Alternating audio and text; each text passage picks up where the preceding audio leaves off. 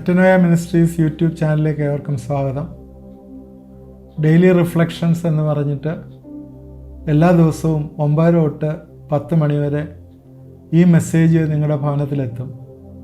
നിങ്ങളിത് കാണുകയും ഇത് സബ്സ്ക്രൈബ് ചെയ്യുകയും ഇത് മറ്റുള്ളവർക്ക് ഷെയർ ചെയ്യുകയും നിങ്ങളുടെ പ്രയർ റിക്വസ്റ്റ് അതിൽ പറയുന്ന വാട്സാപ്പ് നമ്പറിലേക്ക് അയക്കുകയും ചെയ്യുകയാണെങ്കിൽ നിങ്ങൾക്ക് വേണ്ടി പ്രാർത്ഥിക്കുന്ന ഒരു ടീമുണ്ട്, നിങ്ങൾക്ക് വേണ്ടി പ്രാർത്ഥിക്കും. ഇത് നിങ്ങൾക്ക് വലിയൊരു അനുഗ്രഹമായി തീരുകയും ചെയ്യും. കഴിഞ്ഞ ദിവസങ്ങളിലൊക്കെ ആത്മാവിൻ്റെ വരങ്ങളെക്കുറിച്ചുള്ള കാര്യങ്ങളാണ് നമ്മൾ പഠിച്ചുകൊണ്ടിരുന്നത്. ഒരുപാട് വരങ്ങളെക്കുറിച്ച് പറഞ്ഞു. കഴിഞ്ഞ ദിവസം നമ്മൾ അതിനകത്ത് അന്യഭാഷയെക്കുറിച്ചാണ് പറഞ്ഞത്. അതിനെക്കുറിച്ച് എത്രയും പറയണം എന്ന് വിചാരിച്ചില്ല, എന്നാൽ അതിനെക്കുറിച്ച് ഒരുപാട് കൺഫ്യൂഷൻസ് ആളുടെ ഇടയിലുള്ളതുകൊണ്ട് അതൊരു ക്ലാരിറ്റി അതിനുവേണ്ടി പറയാം എന്നുള്ള രീതിയിൽ ബൈബിള് പറയുന്നതനുസരിച്ചാണ് പറഞ്ഞത്. നമ്മൾ 2 ടൈപ്പിലുള്ള അന്യഭാഷയെക്കുറിച്ചാണ് പറഞ്ഞത്. ഒന്ന് ആദിമ അപ്പോസ്തലന്മാരുടെ ഇടയിൽ അപ്പോസ്തല പ്രവൃത്തിയിൽ കാണുന്ന അന്യഭാഷയെക്കുറിച്ച് പറഞ്ഞു. പരിശുദ്ധാത്മാവ് വന്നതിന് ശേഷം മറ്റുള്ളവരുടെ ഭാഷ, മറ്റുള്ളവർക്ക് തിരിച്ചറിയുന്ന ഭാഷകളിൽ അപ്പോസ്തലന്മാർ സംസാരിച്ചു. അപ്പോസ്തലന്മാർ പറഞ്ഞ ഭാഷ മറ്റുള്ളവർക്ക് തിരിച്ചറിഞ്ഞു. എന്തായാലും അതൊരു ഭാഷയായിരുന്നു, ഒരു പർട്ടിക്കുലറായിട്ടുള്ള ഒരു ലിംഗ്വിസ്റ്റിക് ആ സമയത്തുള്ളൊരു ഭാഷയായിരുന്നു. അത് മനസ്സിലായി എന്നുള്ളത്. എന്നാൽ അങ്ങനെ ഒരു സംഭവം ഇപ്പോഴില്ലാത്ത കാരണം ഇപ്പം ദൈവത്തിൻ്റെ വചനമൊക്കെ നമുക്കുണ്ടല്ലോ. അന്ന് വചനത്തിൻ്റെ മർമ്മങ്ങളെയായിരുന്നു പ്രസ്താവിച്ചുകൊണ്ടിരുന്നത്, അതൊക്കെ ഇവിടെ ഉണ്ടല്ലോ. അതിപ്പോൾ എങ്ങും കാണുന്നില്ല എന്നുള്ളതാണ്. അത് നമ്മൾ അതിന് ഗ്രീക്കിലുള്ളൊരു മീനിങ് നമ്മൾ പറഞ്ഞിരുന്നു.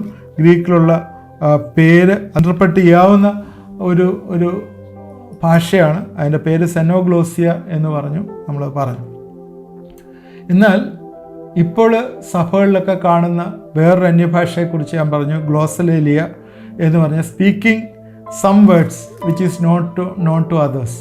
ആർക്കും അറിയാൻ വയ്യാത്ത ചില വാക്കുകൾ പറയുന്ന കാര്യങ്ങൾ പറഞ്ഞു. അത് ബൈബിളിൽ പറയുന്ന ഇങ്ങനെയാണ്.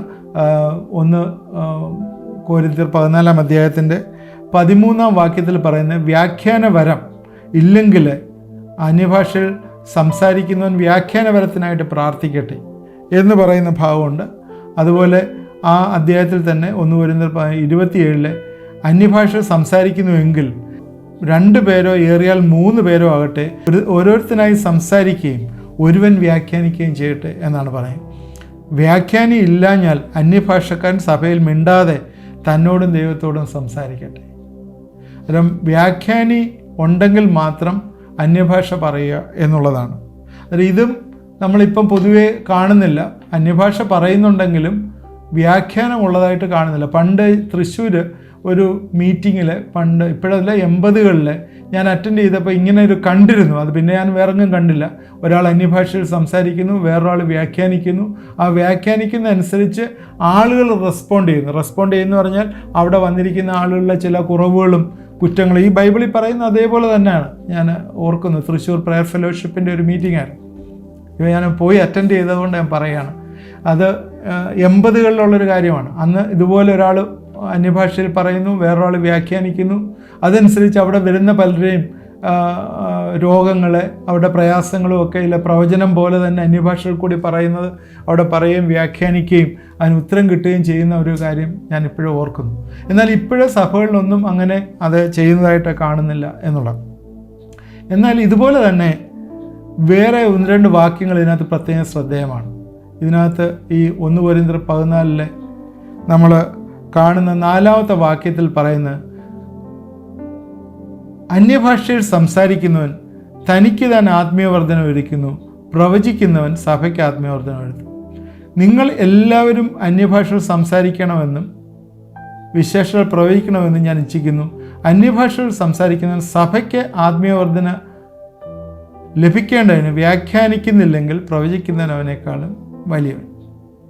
ഇവിടെ കാണുന്ന ഈ 4-ലും 5-ലും ഒക്കെ പറയും നിങ്ങളെല്ലാവരും അന്യഭാഷ സംസാരിക്കണം. അതുപോലെ ഇവിടെ പറയുന്നത് ദൈവത്തോട് സംസാരിക്കുന്നു. ദൈവത്തോടത്രേ സംസാരിക്കുന്ന, മനുഷ്യരോടല്ല സംസാരിക്കുന്നത്. ആരും തിരിച്ചറിയുന്നില്ല. അപ്പോൾ ആരും തിരിച്ചറിയാൻ വയ്യാത്ത ഒരു അന്യഭാഷയുണ്ട്. അതാണ് ഇതിൽ നിന്ന് നമ്മൾ ചിന്തിക്കേണ്ടത്. ആർക്കും മനസ്സിലാകുന്നില്ല. ആത്മാവിൽ ദൈവത്തോട് സംസാരിക്കുന്നു.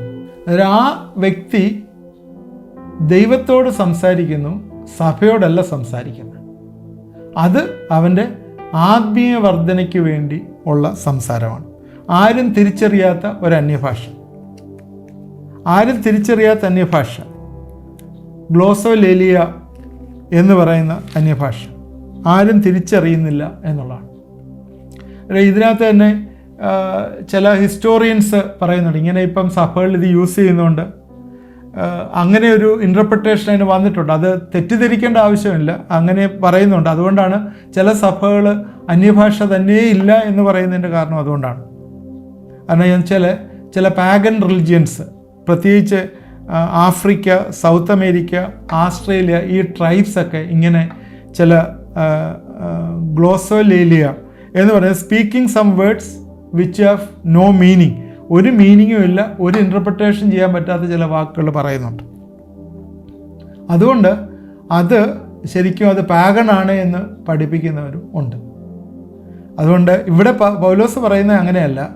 അന്യഭാഷയിൽ സംസാരിക്കുന്നവൻ മനുഷ്യരോടല്ല, ദൈവത്തോട്. അന്നേരം അങ്ങനൊരു ഭാഷയുണ്ട് എന്ന് നമ്മൾ മറന്നു വരും. ദൈവത്തോട് മാത്രം സംസാരിക്കുന്ന അന്യഭാഷ, അത് സഭയിൽ പറയാനായിട്ട് ഉദ്ദേശിക്കുന്ന ഒരു അന്യഭാഷയല്ല, ദൈവത്തോട്. അതാണ് പൗലോസ് പറയുന്നത്, നിങ്ങളെക്കാളും കൂടുതൽ അന്യഭാഷയിൽ ഞാൻ സംസാരിക്കുന്നു എന്നുള്ളത്.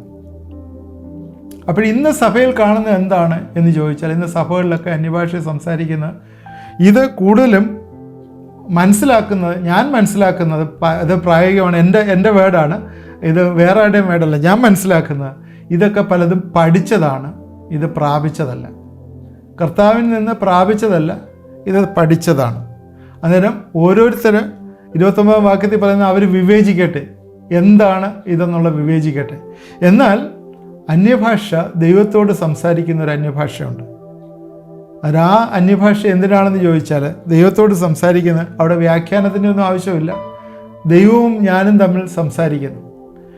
1 കൊരിന്ത്യർ 13:1 അതിന് വേറൊരു രീതിയിൽ അതിനെ ഇൻ്റർപ്രറ്റ് ചെയ്യുന്നു. ദൂതന്മാരുടെ ഭാഷ എന്ന് പറയുന്നുണ്ട്, അൺനോൺ ടങ്, ദൂതന്മാരുടെ ഭാഷ, അറിയപ്പെടാത്ത ഭാഷ.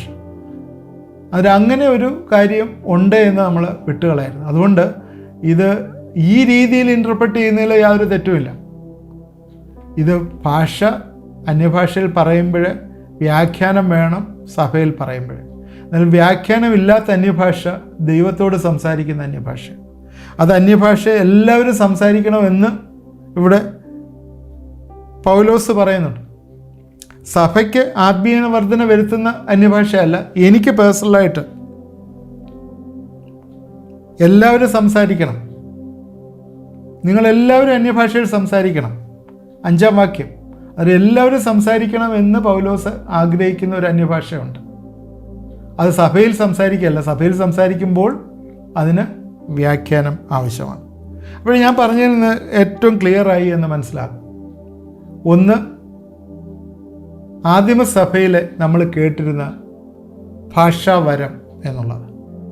രണ്ടാമത്, ഇന്ന് സഭകൾ ഉപയോഗിച്ചുകൊണ്ടിരിക്കുന്ന അന്യഭാഷ, അതിന് വ്യാഖ്യാനപരം ആവശ്യമാണ്, ഇല്ലെങ്കിൽ അത് പ്രാർത്ഥിക്കട്ടെ. വ്യാഖ്യാനപരവും ദൈവത്തിൻ്റെ ആത്മാവ് കൊടുക്കുന്ന വരമാണ്, അതില്ലെങ്കിൽ അത് പ്രാർത്ഥിക്കട്ടെ. മൂന്നാമത്, ദൈവവും മനുഷ്യനും തമ്മിൽ സംസാരിക്കുന്ന ഒരു ഞാൻ അങ്ങോട്ട് സംസാരിക്കുന്നു, ദൈവം ഉത്തരം പറയുന്നത് ചിലപ്പം ദർശനങ്ങൾ കൂടിയായിരിക്കാം, ചിലപ്പം ദൈവവചനത്തിൽ കൂടിയായിരിക്കാം, അല്ലെങ്കിൽ എൻ്റെ മനസ്സിലെ ദൈവത്തിൻ്റെ ആത്മാവ് എൻ്റെ ആത്മാവോടുകൂടി സംസാരിച്ച് എനിക്ക് ക്ലാരിറ്റി തരുന്നതായിരിക്കാം. എങ്ങനെയാണെന്ന് എനിക്കറിയത്തില്ല. പക്ഷേ ഞാനും ദൈവവുമായി അന്യഭാഷയിൽ സംസാരിക്കാൻ പറ്റും എന്ന് ഇവിടെ പൗലോസ് പറയുകയാണ്. അന്യഭാഷയിൽ സംസാരിക്കുന്നവൻ ദൈവത്തോടത്രയും സംസാരിക്കുന്ന മനുഷ്യരോടല്ല. നേരത്തെ സംസാരിച്ചത്, പുതിയ നിയമത്തിലെ അപ്പോസ്തല പ്രവൃത്തി 2 സംസാരിച്ചത് ദൈവത്തിൻ്റെ മർമ്മങ്ങൾ മനുഷ്യരോടാണ് സംസാരിച്ചത്. പ്ലീസ് അത് അണ്ടർസ്റ്റാൻഡ് ചെയ്യണം. ദൈവത്തിൻ്റെ മർമ്മങ്ങൾ മനുഷ്യരോടാണ് സംസാരിച്ചത്, അത് മനുഷ്യർക്ക് മനസ്സിലായി. ഇവിടെ പറയുന്നത് അന്യഭാഷയിൽ സംസാരിക്കുന്ന മനുഷ്യരോടല്ല, ദൈവത്തോടത്രയും സംസാരിക്കും. ഇൻ്റർപ്രറ്റ് ചെയ്യുമ്പോൾ എന്താണ് സംഭവിക്കുന്നത്? ഇൻ്റർപ്രറ്റ് ചെയ്യുമ്പോൾ ആ വന്നിരിക്കുന്ന ആളുകൾക്ക് കാര്യങ്ങൾ മനസ്സിലാവും. അവർ പാപത്തിൽ ജീവിക്കുന്ന ആളാണെങ്കിൽ അതിനെക്കുറിച്ച് കാര്യങ്ങൾ മനസ്സിലാവും. അവരുടെ ജീവിതത്തിൽ ക്രമീകരിക്കേണ്ട ആവശ്യമുണ്ടെങ്കിൽ അത് മനസ്സിലാവും. അതുകൊണ്ട് ഭാഷയുടെ വ്യാഖ്യാനം അവിടെ ആവശ്യമാണ് എന്നുള്ളത്.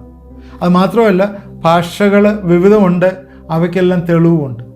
അടുത്ത കാലങ്ങളിലെ ഒരു ദൈവദാസൻ പറയുന്നത് കേട്ടു, ഒരാൾ അന്യഭാഷയിൽ ഇങ്ങനെ സംസാരിച്ചുകൊണ്ടിരിക്കുകയാണ്, അത് ഏത് ഭാഷയാണെന്ന് അറിയത്തില്ല, അവസാനം അത് എടുത്തു കഴിഞ്ഞപ്പോൾ ആഫ്രിക്കയിൽ എങ്ങാണ്ടൊരു ഭാഷയിൽ അവരുടെ ഒരു പ്രയർ നീഡിലൂടെ ദൈവത്തോട് പറയുകയാണ്. എനിക്കതിനെക്കുറിച്ചൊന്നും ഇൻ്റർപ്രറ്റ് ചെയ്യാനില്ല, ഒന്നും പറയാനില്ല. അത് അവർക്ക് പറയാം, എവർക്കും പറയാം, ആർക്കും വേണമെങ്കിലും പറയാം. നേരത്തെ ഞാൻ പറഞ്ഞതുപോലെ ആത്മാവിനെ നമ്മൾ ലിമിറ്റ് ചെയ്യരുത്. എന്ത് വേണമെങ്കിലും ആത്മാവിന് ഏത് ലെവൽ വേണമെങ്കിലും പ്രവർത്തിക്കാമല്ലോ. ആത്മാവിനെ നമ്മൾ ലിമിറ്റ് ചെയ്യരുത്.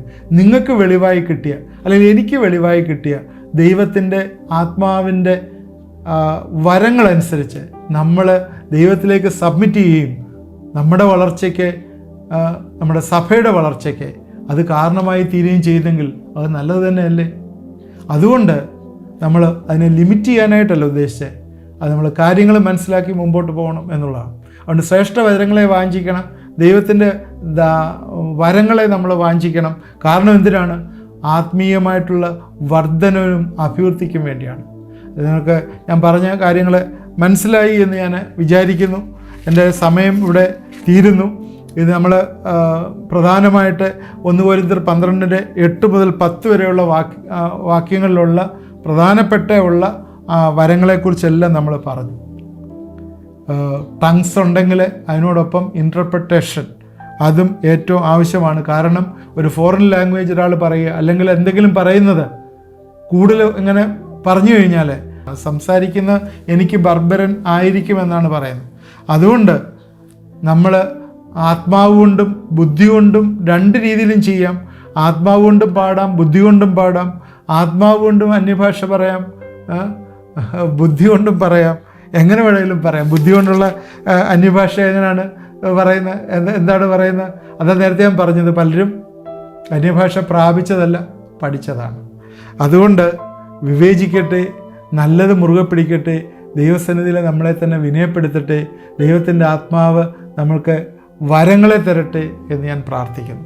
നല്ലത് തിരഞ്ഞെടുക്കുക, നല്ലതിന് അംശികളായി തീരുക എന്നുള്ളത്. ഇത് ആരെയും താറടിച്ച് കളയാനോ അല്ലെങ്കിൽ ആരെയും നശിപ്പിച്ച് കളയാനോ വേറൊരാളെ ക്രിട്ടിസൈസ് ചെയ്യാനോ ഒന്നുമല്ല.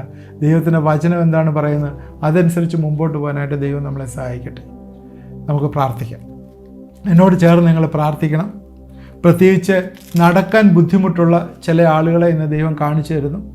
അവരുടെ ലിഗമെൻസിനകത്ത്, കാലിലുള്ള ലിഗമെൻസിൻ്റെ പ്രശ്നം കൊണ്ടോ, അല്ലെങ്കിൽ കാലിലെ ഉളുക്ക് വന്നിരിക്കുന്നതുകൊണ്ടോ, അല്ലെങ്കിൽ കാലിലെ ഫ്രാക്ചർ വന്നിട്ട് ഉള്ള ബുദ്ധിമുട്ടുകൊണ്ടോ ഒക്കെ, അല്ലെങ്കിൽ മുട്ടിൻ്റെ വേദന പ്രയാസം കൊണ്ടോ എന്തോ അറിയില്ല, നടക്കാൻ പറ്റാത്ത ചിലരെ ദൈവം കാണിച്ചു തരുന്നു. അവർക്ക് വേണ്ടി പ്രാർത്ഥിക്കാം.